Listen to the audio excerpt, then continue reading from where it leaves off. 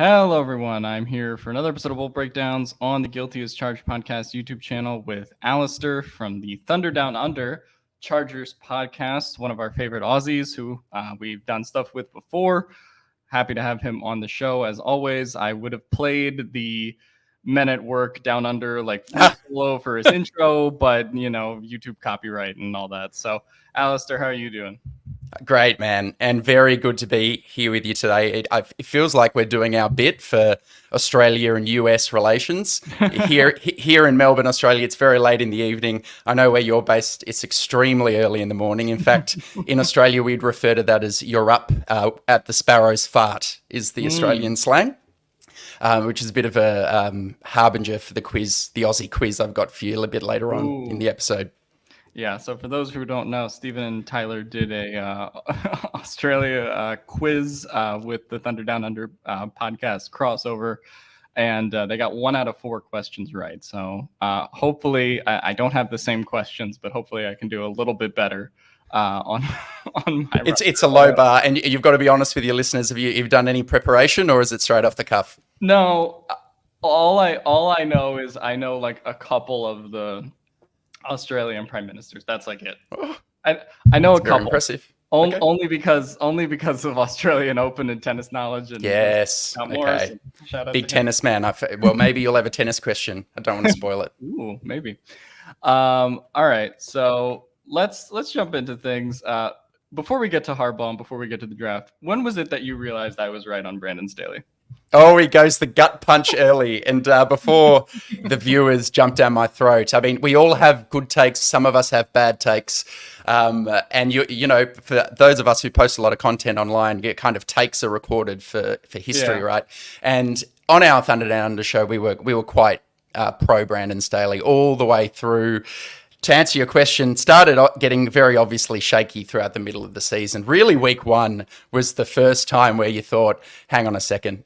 You've had time to marshal together your troops on the defense, and you've just come out and got waxed by the Miami Dolphins. But I think a lot of it stems, Alex, from maybe maybe it's a cultural difference, the impatience of American sports. And it's really interesting. In our biggest sport here in Melbourne, Australian football, it's not unusual to have coaches given, between 5 and 7 years to really find their feet. So a lot of our arguments with that, Brandon Staley is a guy in his early 40s, showed some stuff early, seemed to be a good leader and communicator of men. The wheels fell off this season. Clearly, no one could make excuses for that. But probably the great coach in our sport, it took him 7 years to win his first playoff game. And then he's the coach of kind of the great dynasty of our sport, went on to win 3 Super Bowl equivalents. Mm-hmm. So look, in football and other US sports, the leash is a bit shorter. Can't say he didn't deserve to get fired, but we move on. And I'm very excited for the Harbaugh experience. Yeah, no, I'm very excited for the Harbaugh experience too. I still hoped that like Brandon Staley would work out. It just got to the point where you're like, I think the Green Bay game was the one where I was like, yeah, this is this is kind of over. But yeah, moving on to Harbaugh, I guess what's your biggest, thing you're excited for in relation to the Harbaugh experience, as you said? I think the one that really stands out early is it's just the kind of long demonstrated history of success as a head coach, turning around 4 football programs, taking them from bottom of the heap to top of the pile. And I think one thing the team sorely lacked with Brandon Staley is when you have a young head coach, it's not just that they're learning on the fly and they're doing things for the first time, but they're somewhat limited in the different types of coaches they can bring along with them, because they don't have the networks professionally necessary to kind of do the job at a high level. And you've seen already with Harbaugh, he can draw upon 20 years of connections, experience. And if you look at this staff he's assembled, already you've got 3 guys on the offensive staff who have been coordinators in the league, one who's been a head coach in Mark Trestman. And then it's on the defensive side, you kind of have this nice mix where you've got some of those younger, brighter, forward-looking minds. And it just seems like a very good combination of skill sets. So already, I think from the get-go, from his first press conference, you could just see this is a person who is in control. He's going to answer the questions he wants to answer. He has a way, and he has a lot of confidence. What do you reckon? Yeah, it's funny you mentioned he answers the questions he wants to answer, because there are some moments at the press conference where it's like someone will ask him like, "Oh, well, like which coaches are being retained on staff?" And he'll just go, "Oh, this reminds me of the time me and John were singing back in the 70s." He just had such a way of like evading the. It's quite clever. He could be a politician, really. Oh It's like, yeah, I don't want to answer that question. We're going to yeah. take this day by day and get a little bit better every day. Luckily he got through the Harbaugh and Ficken stuff, now. So, now we're on the other end of that as the coaching staff. Yeah, I mean, I'm excited for Harbaugh just in general. I think they needed, like you said, that professional coaching staff kind of approach. And I think Brandon Staley, to his credit, had ideas on how he wanted to integrate that, right? Some of his first choices for offensive coordinator included, Mike McDaniel and Kevin O'Connell. Rams blocked him. For Niners, he didn't really have the opportunity to do that and had to settle for Joe Lombardi. We'll see what the Greg Roman experience ends up being, but Harbaugh got the guy that he, wanted from the get-go. So, I think things like that on the coaching staff, and then obviously bringing Ben Herbert over, who doesn't have an official title on the coaching staff as of now, but is going to be some sort of, strength coach or, director of player performance for, like a team that desperately needs, an infusion of health in general. Absolutely. After the last couple of years. So I think those elements of culture building and getting that professional staff feel together is what this team needs going in the right direction. And, when you have a guy, Harbaugh's 60, he's not necessarily going to be doing this forever. But when he says, I want multiple championships, that also, I think, means, he's not just going to be here for a couple of years. I think he really wants to kind of finish his career, in the pros for better or worse now. And I think that's something, a level of dedication of a, 5-year contract, not that that's super outside of the norm, but for Harbaugh to basically be like, yep, this is my time. I think it's super exciting for this franchise. As much as I like maybe like a Ben Johnson more from an offensive standpoint, I do think Harbaugh and what he brings to this team is certainly super inspiring on that end as well. Hey, I was going to return the low blow. You started with the punch, and I was going to say I thought you were a big Harbaugh hater, Alex, based on some of the tweets. Well, he was third in your ranking of preferred coach, right? So you hate the guy. Yeah. Well, I mean, the second was Mike McDonald, who ended up getting a job, and Ben Johnson, who decided to go back to Detroit. So, he was. I still liked Harbaugh from the beginning. It's not you can like more than one candidate. It is possible to have your cake and eat it too, right? Well, in football, you're allowed to do that, not in American politics. No. But let's get into the draft. I wanted to touch base with you on that. Where are you kind of feeling as the Chargers get ready to either pick at 5 or trade back scenarios? Where do you kind of feel on the team right now? It's another very dangerous topic to get too loud and proud about on Twitter, because Dan Jeremiah's recent mock draft, you see he's taking Joe Alt, sticking and picking at 5. That obviously sets the cat amongst the pigeons. People get very upset about that. They'll say, why would you do that? The team has too many needs. You already have Trey Pipkins in the building. I see the sense in that. I understand. I think that's probably right. It wouldn't be at the top of my list to have a tackle drafted at 5. However, ultimately, why I urge restraint perhaps in some of the more loud takes is at 5, you want to be picking blue chip prospects.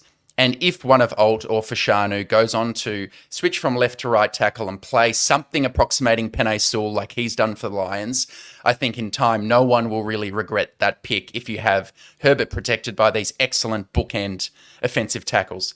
That said, every day of the week, if there's a good trade offer, it's high time we trade down in a draft, Alex. I mean, we've been waiting more than 11 years. Tom Telesco did not do it once. So if there's someone who comes ringing, if there's a quarterback on the board, if you can go down a few picks, maybe I wouldn't want to go beyond the early teens, I would have thought. But if you can do that and in so doing accumulate an extra 3rd or a 4th round pick, I'm all about it. What say you? And maybe you can talk about Brock Bowers as an option, because that's another controversial one.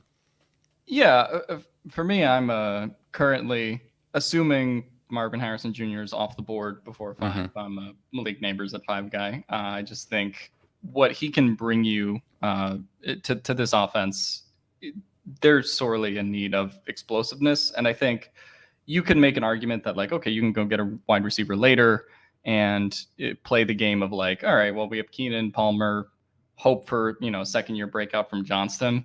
But I wouldn't categorize myself as anti-Alt, but I just think I don't view Joe Alt in the same way that I viewed Sewell and Slater a couple of years ago. I had them both taking Trevor Lawrence out of my rankings because he was a quarterback. Back in 2021, I had Chase 1, Surtain 2, Sewell 3, and I think Slater 4. And so it's a good list of players. Yeah, I have the Excel spreadsheet to prove it. But that was sort of what I thought about them. And Sewell and Slater were both really top-notch talents. I think Joe Alt's good. I just think he is a worse tackle option than those two in a arguably better wide receiver draft, which is crazy to say in a class where, that 2021 group had Chase, Jalen Waddle, and Devontae Smith. And this group arguably is better from a prospect standpoint, certainly at the top. So that's kind of, my thing on it. If they want to, well, Alex, on Neighbors, if Neighbors and Marvin Harrison were both on the clock, do you see that as a close run thing, or do you think Marvin Harrison's in a different tier? I take Marv. I get why. I think there's been this narrative that it's like razor thin, and some teams prefer Neighbors. I still don't know if you necessarily pass on the 6'4" alien freak, son of a Hall of Famer who can run every route in the book and and do that. And sometimes when I watch Marvin Harrison Jr., he plays like he's, like a 4th-year vet in the NFL. And I just think, to me, I think he's the best, prospect probably since Julio Jones to come out. You could go back to Kelvin Johnson, although I'm not going to excoriate that quite a bit because then that can really bite me in the ass if it doesn't work out. But or we'll clip that bit off and post that on Twitter, right? Yeah. I think the argument for Neighbors over Marv would be the explosiveness quotient, certainly from a yak standpoint that Neighbors adds. But I just think, slam dunk, kind of like best wide receiver on the board. I take Marvin Harrison, and I don't know if you're necessarily worried about explosiveness when you also have to kind of contextualize Keenan Allen into this too, and like who knows how many years left he has doing kind of what he does at a high level. Obviously, we hope it's as many as we can get, but the game is brutal, and he's missed more games than he had in years past. So the clock is always kind of running on that too. So between those two, I think it would be Marv for me. But I think a trade back scenario is worth it. I do think it's funny that the one time like Chargers Twitter is like universally on like, yeah, trade back. I'm like, I would kind of like to, I don't know when the Chargers are going to be here. I like at 5 again. Yes, it's a good point. With Harbaugh to be able to kind of make this type of a selection, whether it's a Neighbors, a Bowers, a Marv, a Odunze, that kind of a pass catcher.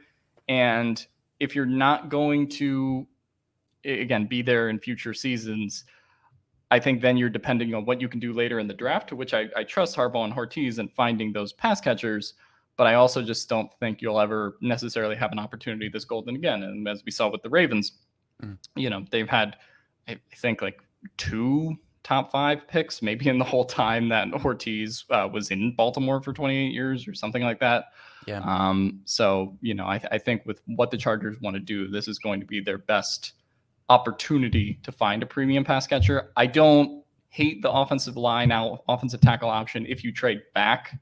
Yeah. But I think Alt at 5 is kind of where,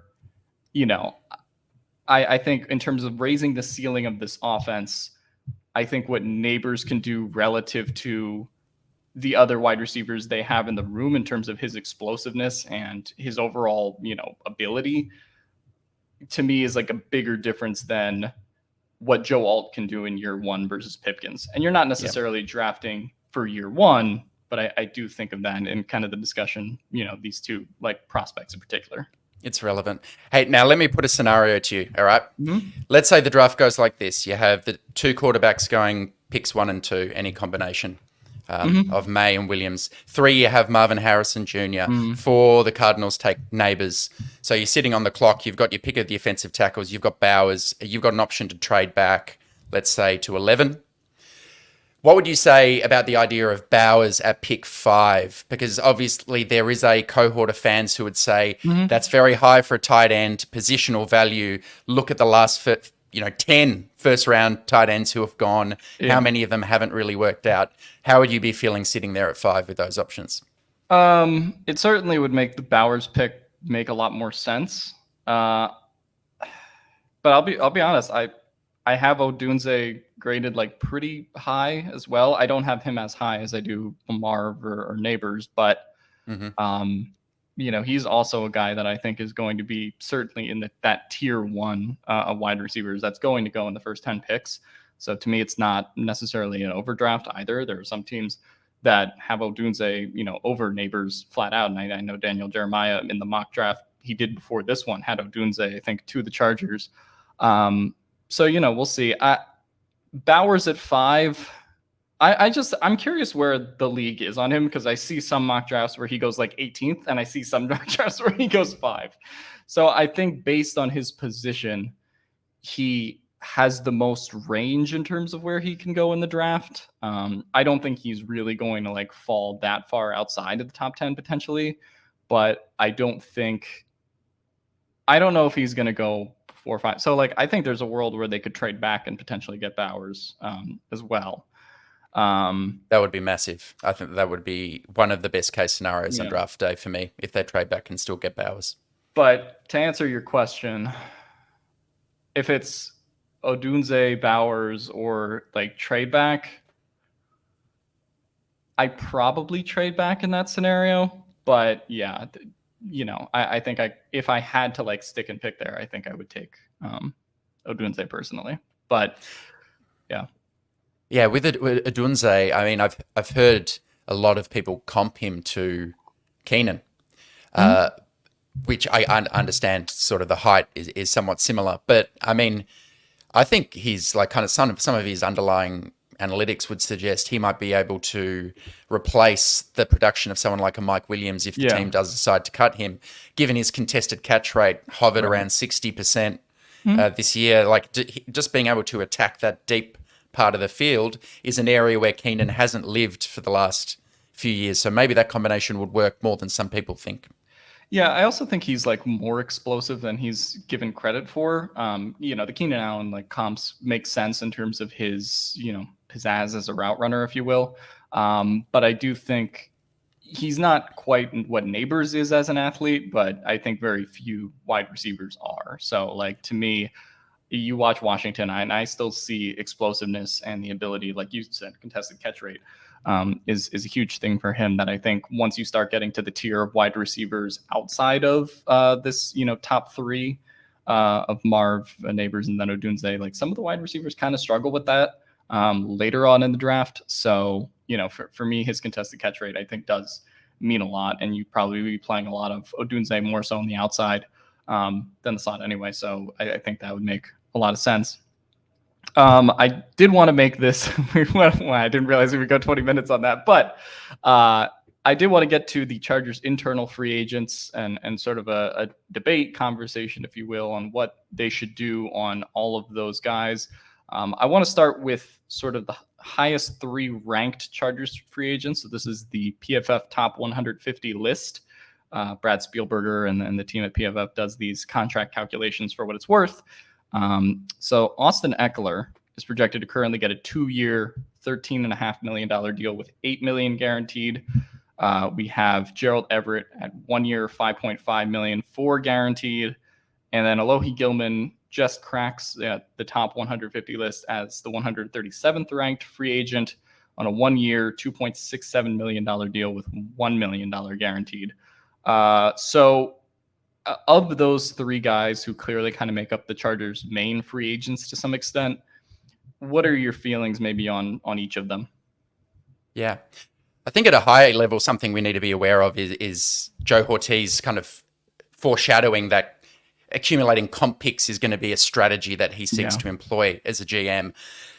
However, I think for the current crop of internal free agents, it's not clear to me that the team will necessarily qualify for many comp picks, even if they sign elsewhere. Because just the kind of the figures you've just thrown out, some of those might not really net comp picks. You might end up with a 7th round pick or a 6th round pick. So maybe for future years you're letting more players walk, but this year I think there's an argument to at least hang on to 2 of those guys you mentioned, primarily Alohi Gilman.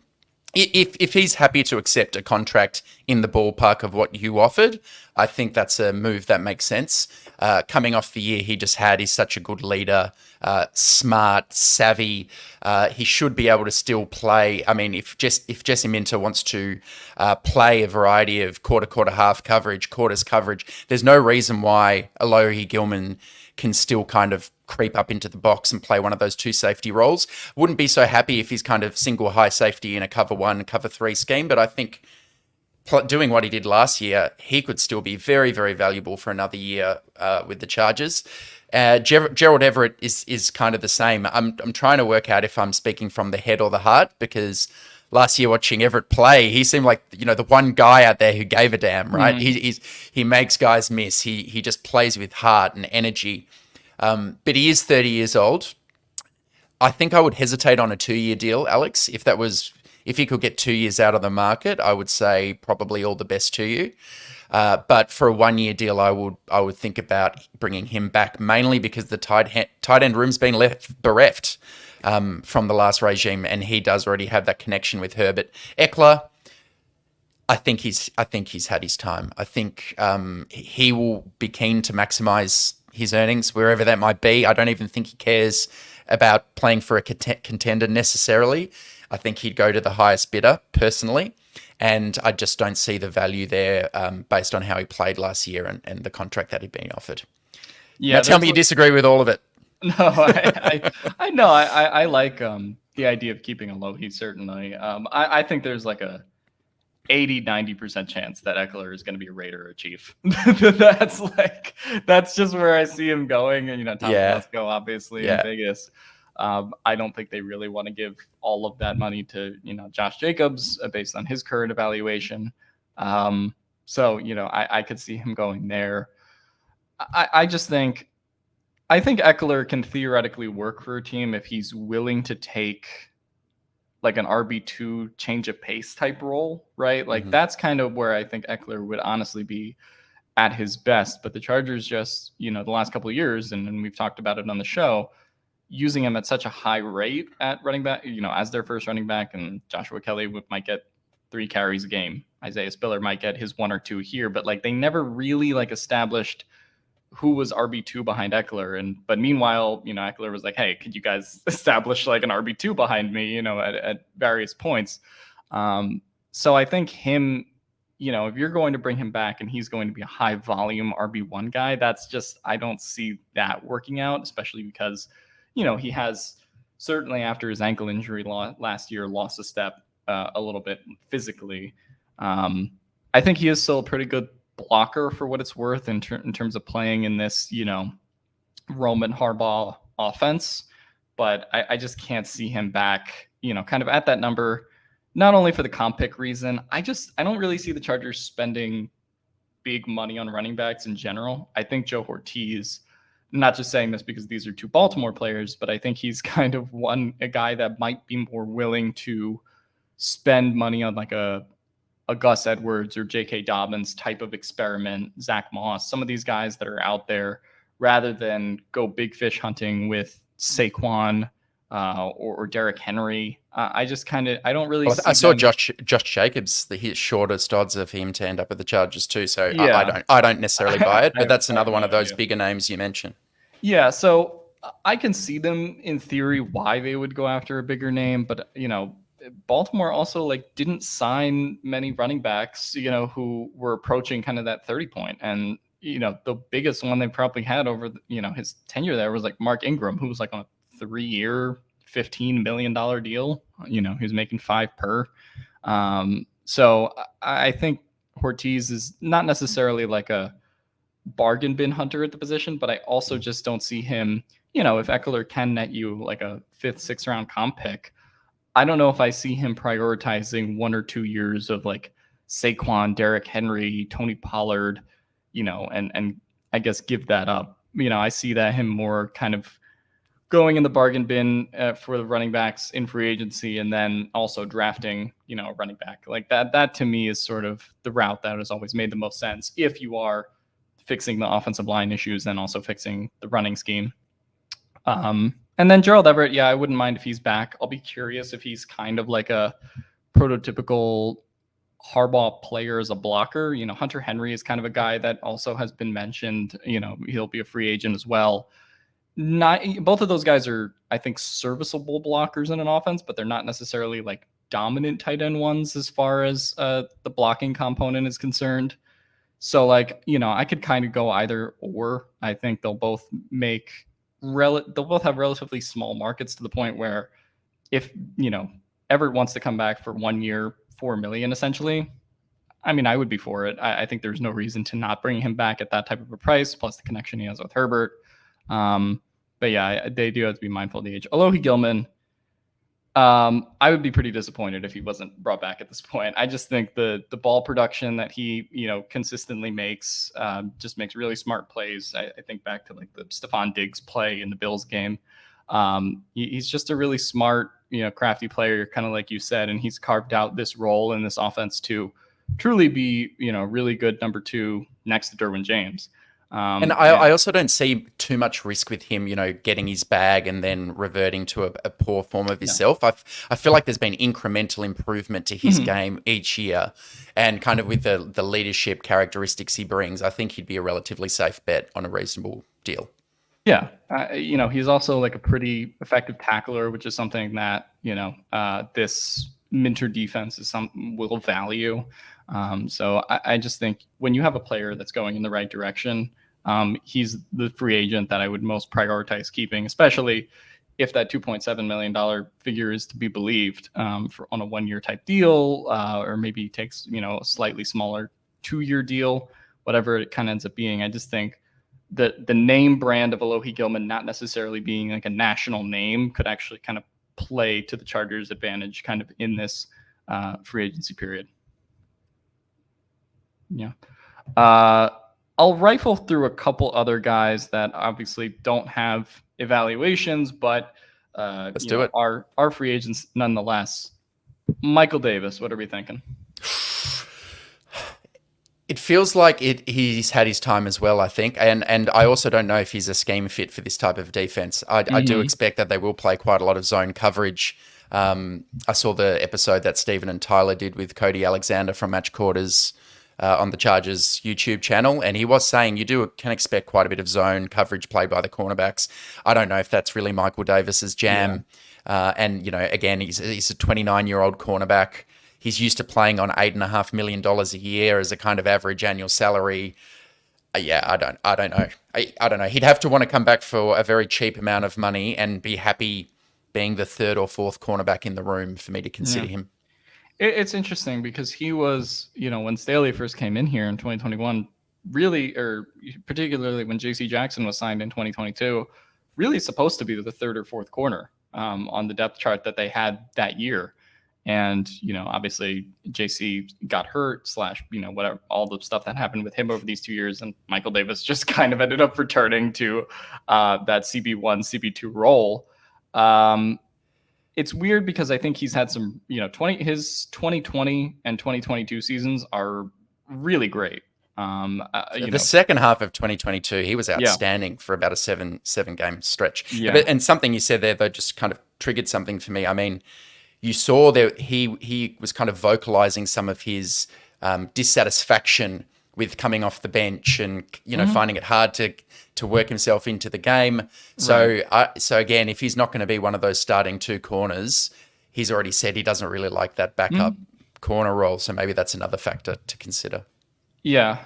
Also, for me, I just kind of wouldn't mind going out there and like finding a veteran corner that is kind of an upgrade over like a Michael Davis at this point. A guy that I'll probably talk about as we get closer to free agency is Steven Nelson from Houston, who I kind of like a lot. Such a good year. Yeah, I think is projected to get like 1 year, 6.5, 7 million the last time I checked it. But he's, just been really solid everywhere he's been, whether it's Philly or Houston. He, Pittsburgh, he just fits in. And I kind of think that Asante Samuel Jr. is essentially their only set corner on the roster this season right now. And if you're trying to kind of, maybe find a slot corner in the draft and, get your outside corners maybe through free agency or whatever combination they kind of want to do, I think he's a guy that makes a lot potentially more sense for this Minter scheme than Michael Davis does. But I think Michael Davis is just kind of a risky pick at this point because, again, he's been very up and down. The 2020 and 2022 seasons are really great. The 21 and 23 seasons, not so much. So not so much. I'd like to. I kind of like the idea of him being back more than I guess how it would actually play out. Had some good games down the stretch in 2023. Outside of the Vegas game. But yeah, I think it's probably time to kind of move on that one.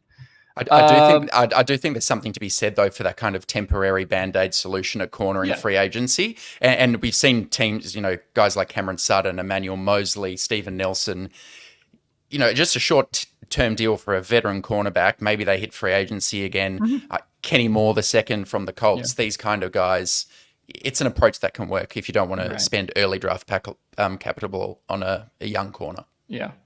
Well, that's the thing. I would kind of want them to double dip and then like take a corner and a veteran corner in free agency and then say, all right, we're going to draft, a corner in the third, fourth round, or even double down and take multiple corners in this draft, which is something I've liked doing in the PFF mock draft machine. It's, I just think that's a need that is talked about, but also kind of isn't talked about enough because there aren't really like a lot of first round corners that are worth considering unless the Chargers do trade back. So then it's kind of a need that does get pushed to round 2, round 3, round 4. But right now they have Asante Samuel Jr. and that's it. And I don't even necessarily view him as a fit for the Minter defense, right? I mean, with kind of his struggles as sort of a tackler and shedding blockers, like I don't know. That's going to kind of be the interesting thing for me is sort of what his role is in this defense. And then, things would obviously look a lot different on this team. And certain people might still be employed if JC Jackson had worked out. Mm-hmm. But, on the whole here, I just think this cornerback room kind of needs, a reboot. Massive, it needs a whole renovation, full makeover. Kenneth Murray. Kenneth Murray. Oh, the silence speaks volumes.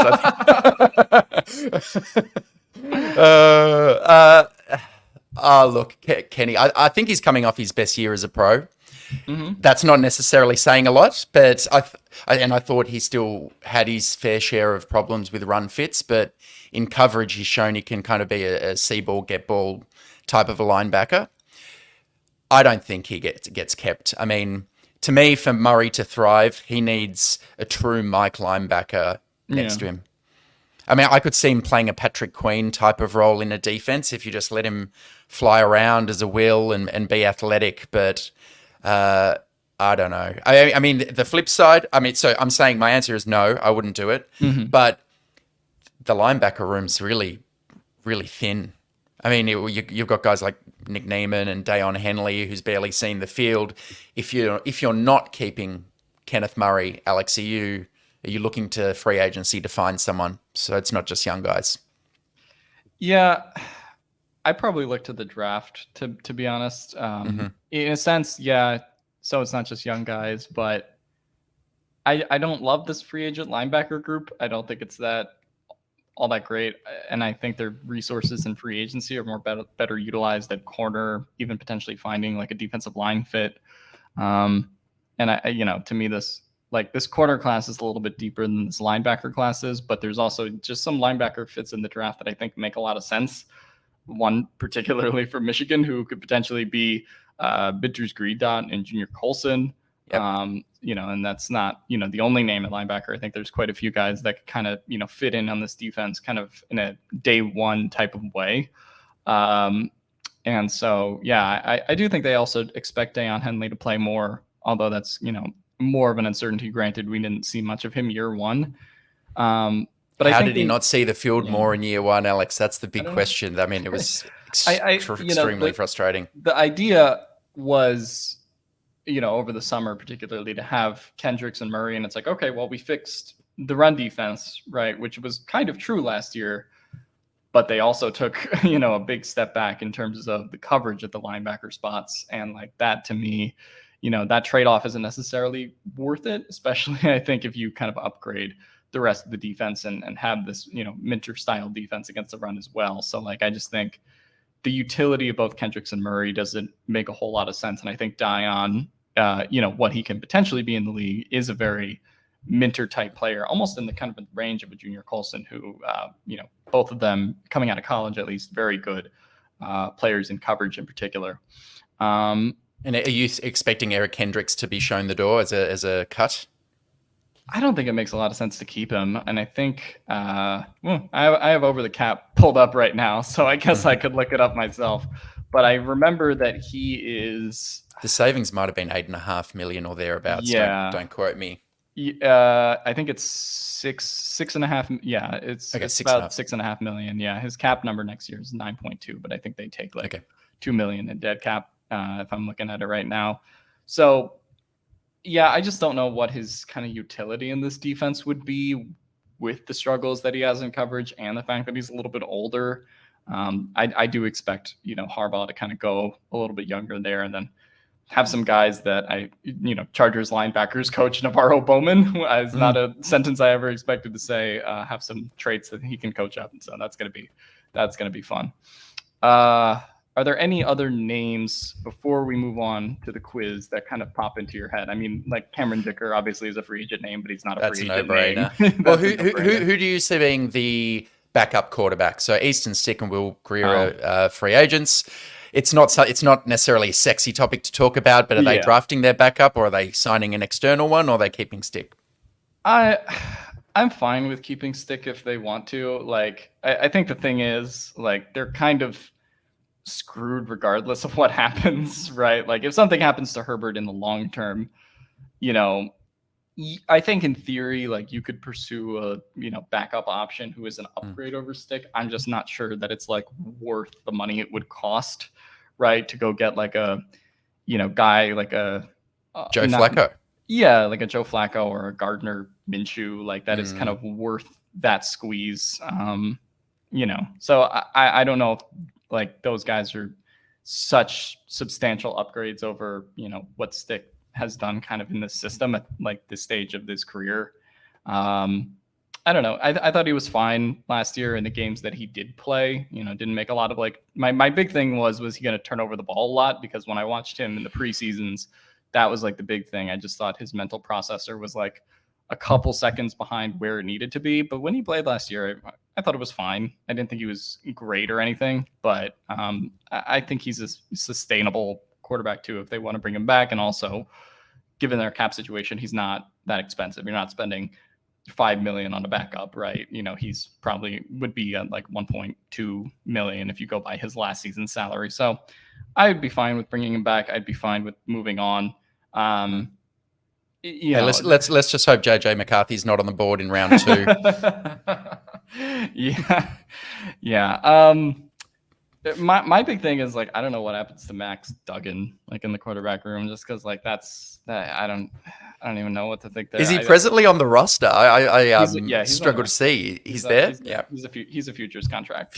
Contract. He'll be in cap next year. But yeah, so I don't know. I think I would just sign him or sign a Stick back. And if they really want to pursue an upgrade, I wouldn't mind it. But to me, there's like so many other holes on the roster right now to deal with in free agency that I'm not like, oh man, let me spend an extra 2 or 3 million upgrading the backup quarterback spot. When in reality, 1 year at a time. Yeah. They're just, if Herbert goes down, they're cooked anyway, as we saw this year. So I think you're ideally looking for a guy that can buy you 1 to 2 games. And I think Stick, at least in terms of performance, can kind of do that.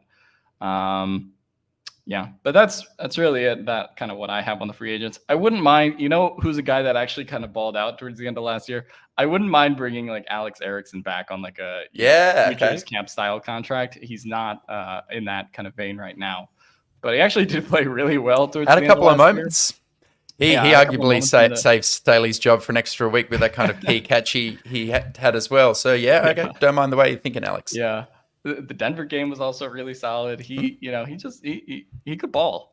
Which I was not surprised. I was not expecting a 30-year-old like Alex Erickson to be one of the best receivers on the roster, but he was.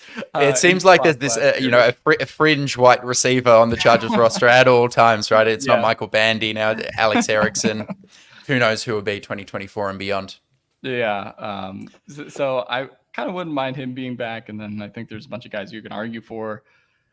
Jalen Guyton is probably like the other big like wide receiver free agent, relatively speaking, but I think he's kind of shown some signs of decline. So not too many other guys that I'm interested in talking about. No, the defensive tackles like Austin Johnson, it was a shame that, you're a big guy and you do your ACL. It's probably going to take you at least a year to come back. Maybe this season coming up, he'll be a little bit better the further away he is from sustaining that injury. You can tell me you're the medical guy. But I don't know. There aren't any other real big names for me, Alex. Yeah, Austin Johnson's kind of interesting because he was a guy that before he got hurt in that Falcons game in 2022, I think he was actually like top 5, I want to say, in like run stop percentage or something like that. So he actually was kind of better in 2022 than he was given credit for. But then, this year he just athletically kind of wasn't the same player. And I think, the release of Sebastian Joseph Day kind of shows like the direction that they wanted to kind of go in anyway, in terms of like rebuilding the defensive line room. All right, let's get to the what people came here for, the Australia quiz 40 minutes into the show. Let's do it. Alister has loaded up 4 questions on Australian-related trivia that are presumably multiple choice. I just took an exam yesterday, so I need multiple choice options. So let's see question number 1. Okay. Which of these currently rostered NFL players is not Australian? A. Daniel Falele, the offensive tackle for the Baltimore Ravens. B. Mitch Wishnowsky, the punter for the San Francisco 49ers. C.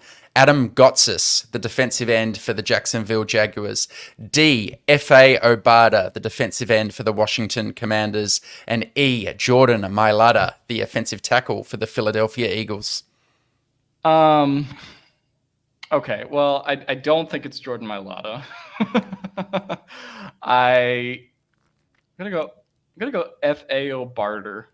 Well done. Let's go. F.A. Obada is actually British Nigerian. So he's from England. The rest are all Australians, and there are others too. A lot of the punters like Michael Dixon from the Seahawks, but I won't plug Aussies anymore. Let's move on. So no, okay, because it was Wishnowsky, Falele, those 2 I knew. Mailata I knew. What was the other one? What was the Adam Gotsis? He used to be a Bronco. Was the guy. Yeah, Gotsis was the guy. I was like, no idea, but Gotsis like sounds kind of Australian, so I'm like, that's what I went with. Hey, it doesn't matter how you get there, Alex. You're one of one. You've already equaled Stephen and Tyler's score. So this is to surpass them. Question 2: in Australian slang, what does it mean to give the Aussie salute? Is it A, raise a glass of beer and cheers it with a friend? B, swat flies away from your face? C, blow smoke away from your face while cooking on the barbecue? Or D, give a person the middle finger? The Aussie salute. I think it has. I'm torn between A and D here. That's gonna go with. I don't think Aussies are as vicious of people as the Americans, so I'm gonna go with A. I'm gonna be vicious. That was a terrible effort. You're wrong. Oh, so it was. It believe it or not, it's to shoo flies away from your face. Really? Wow. In not where I'm from. I'm in a metropolitan area, but out in the outback where it's very hot and rugged, there are flies everywhere. No. So the Aussie salute is just constantly doing that. All right. 2 to come. Question 3. Which of these is a popular local beer in my home Australian state? Is it A, Victorian Bitter, B, New South Wales Lager, C, Queensland Pale Ale, or D, South Australian Dark Ale? Which one is or which one isn't? Which one is a popular beer in my home state? Can you repeat all of those names? I can. A, Victorian Bitter. B, New South Wales Lager. C, Queensland Pale Ale. Or D, South Australian Dark Ale. I'm gonna go South Australian Dark Ale. Oh, it sounds nice, but I've made that one up. Not a real beer. It's the Victorian Bitter, known colloquially as VB. So yes, you've started like a house on fire, but you know, like some Chargers teams from the days of yore, you're faltering towards the finish line. Yeah, we're in the third quarter right now. That's right. Well, you've got a chance to redeem yourself. If you get this right, you still beat your buddies. And I know you're a big tennis fan, so we're ending with something you should know. Which prominent tennis player was prevented from competing in the Australian Open in 2022 because of his stance towards COVID vaccination requirements? Is there a multiple choice for this one? No. Novak Djokovic. Got it. Yeah. And bonus point. Djokovic has the record for winning the most Australian Open men's single championships. How many has he won? I think he's at 25. I want to say 10. He's got it. Yeah. Okay. Yeah. He finishes with 3. He finishes with 3. Yeah. I don't think that's going to be beaten, Alex. You've done very, very well. You're an honorary Australian. You'll be welcome in my country at any time. Thank you for throwing me the tennis question. Otherwise, I wasn't going to get it. But hey, I'm a guest on your show. I have to help a brother out. I appreciate it. Oh wow! So I beat Steven and Tyler. That's great. All right, Alister. Any final thoughts as we wrap up today? It's just been a pleasure chatting with you, man. I know we've interacted a lot on Twitter. It's a really exciting time to be a Bolts fan. We've got all the, lots of tape to catch up on draft prospects, and free agency's about to go off. So it's an exciting time to be a content creator and to be a fan. And let's just enjoy the ride, eh? Yeah. They do great work on the Thunder Down Under podcast. So go check that out wherever you guys get your podcasts, and on YouTube. Wouldn't mind coming and doing a crossover on your guys' show anytime. You guys great. You guys do a great show all the time there. So go check out the Chargers coverage there. But as always, see you guys next time. And from Australia, from America, wherever you are, bolt up.